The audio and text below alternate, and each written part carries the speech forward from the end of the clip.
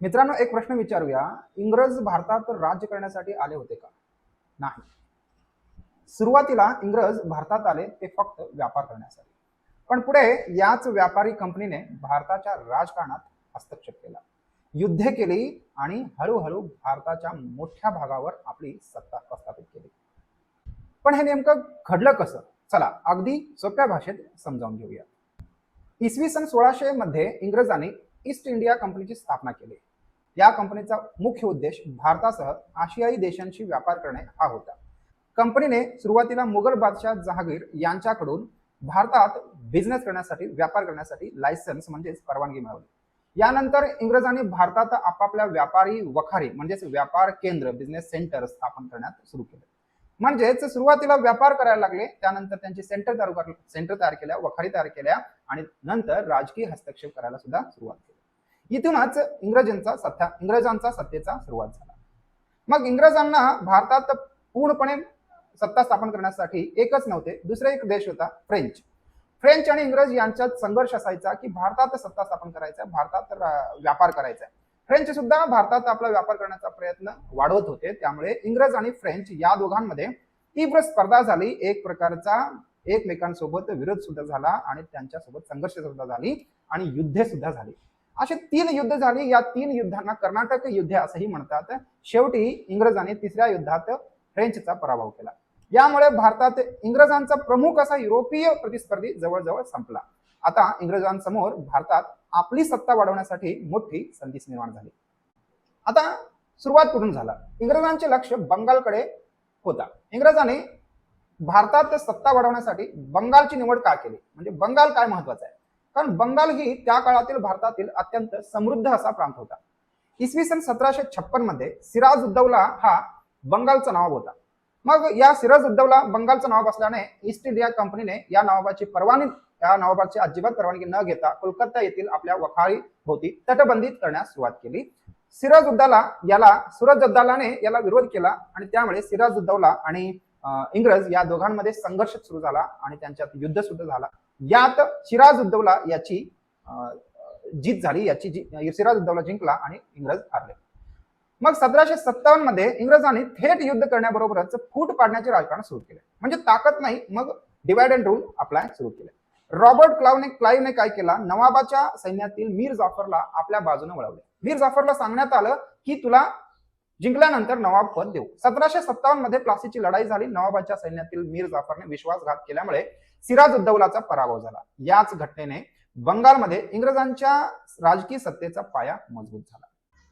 मग जसं ठरलं होतं, इंग्रजांनी सांगितलं होतं की मीर जाफरला नवाब बनवतो, म्हणून प्लासीच्या लढाईनंतर इंग्रजांच्या मदतीने मीर जाफर बंगालचा नवाब बनला. परंतु आता बंगालचा नवाब इंग्रजांच्या प्रभावाखाली होता. त्यासाठी इंग्रजांनी व्यापारासाठी अनेक सवलती मिळवल्या, पण मीर जाफरला इंग्रजांच्या वाढत्या हस्तक्षेपाचा त्रास होऊ लागला.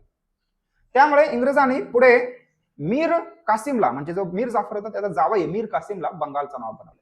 आता मीर कासिमला सुद्धा तेच त्रास होऊ लागला. मीर कासिमने सुद्धा त्यांचा विरोध केला. परत मीर कासिमला इंग्रजांचा सुद्धा विरोध झाला आणि मीर कासिमने इंग्रजाला विरोध केला. त्यामुळे मीर कासिमला हटवून त्याच्या नियंत्रण साईडला घेऊन मीर कासिम हा इंग्रजांच्या नियंत्रणाखाली राहण्यास तयार नव्हता. मग मीर जाफरचा जो जावई होता, तो जावई मीर कासिम याला सत्ता दिल्यानंतर मीर कासिमला सुद्धा इंग्रजांचा जाच सहन होत नाही राहिला. त्यामुळे मीर कासिमने सत्ता हस्तक्षेप करून इंग्रजाने परत मीर जाफरला सुद्धा सत्ता परत रिटर्न दिली. मग याचा राग मीर कासिमला आला. मीर कासिमने काय केले? मीर कासिमने इंग्रजांना विरोध करण्यासाठी मीर कासिम इंग्रजांच्या नियंत्रणाखाली राहण्यास तयार झालेला नव्हता.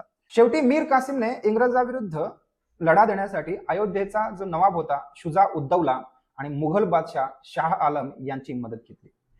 तिघांच्या मदतीने इंग्रजांविरुद्ध लढाई सुरू केली.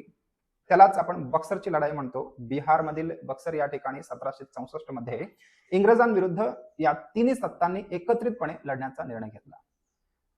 या लढाईत 1764 मध्ये बक्सरची लढाई झाली. या लढाईत इंग्रजांचा विजय झाला. 3 जण युद्ध लढले तरीही तेव्हा इंग्रज ताकदवर बनले होते. हा विजय इंग्रजांसाठी एक अत्यंत महत्वाचा होता, कारण आता बंगालमध्ये इंग्रजांची सत्ता आणखी मजबूत झाली. बक्सरमध्ये जी लढाई झाली ती लढाईनंतर बक्सरच्या लढाईनंतर झालेल्या अलाहाबादच्या तहानुसार ईस्ट इंडिया कंपनीला बंगालच्या सुभ्यात दिवाणी अधिकार मिळाले. दिवाणी अधिकार म्हणजे महसूल गोळा, मेन अधिकार महसूल, पैसा, महसूल गोळा करण्याचा अधिकार. याचा अर्थ असा की बंगालमधील जेवढे काही मिळणारा महसूल आता डायरेक्ट इंग्रजांच्या हातात जाऊ लागला. आणि इथूनच भारतात इंग्रजांच्या राजकीय आणि आर्थिक सत्तेचा विस्तार वेगाने सुरू झाला. म्हणजे सत्ता स्थापन करण्यासाठी कोणी येत नसतो. तर मित्रांनो लक्षात ठेवा, इंग्रज भारतात आले ते व्यापारासाठी, पण त्यांनी हळूहळू व्यापार केला, युरोपीय प्रतिस्पर्धाचा पराभव केला आणि भारतीय राजकारणात हस्तक्षेप केला. प्लासीची लढाई जिंकली, बक्सरची लढाई जिंकली आणि शेवटी दिवाणी अधिकार मिळवले. म्हणूनच व्यापारी म्हणून भारतात आलेली ईस्ट इंडिया कंपनी पुढे भारताची सत्ताधारी बनली. 1600 मध्ये आपण जरा क्रम बघूया. 1600 मध्ये ईस्ट इंडिया कंपनी स्थापना झाली. 1756 मध्ये सिराजुद्दौला बंगालचा नवाब झाला आणि 1757 मध्ये परत प्लासीची लढाई झाली. 64 मध्ये बक्सरची लढाई झाली. त्यानंतर ईस्ट इंडिया कंपनीला दिवाणी अधिकार हीच होती भारताची ब्रिटिश सत्तेच्या उदयाची सुरुवात.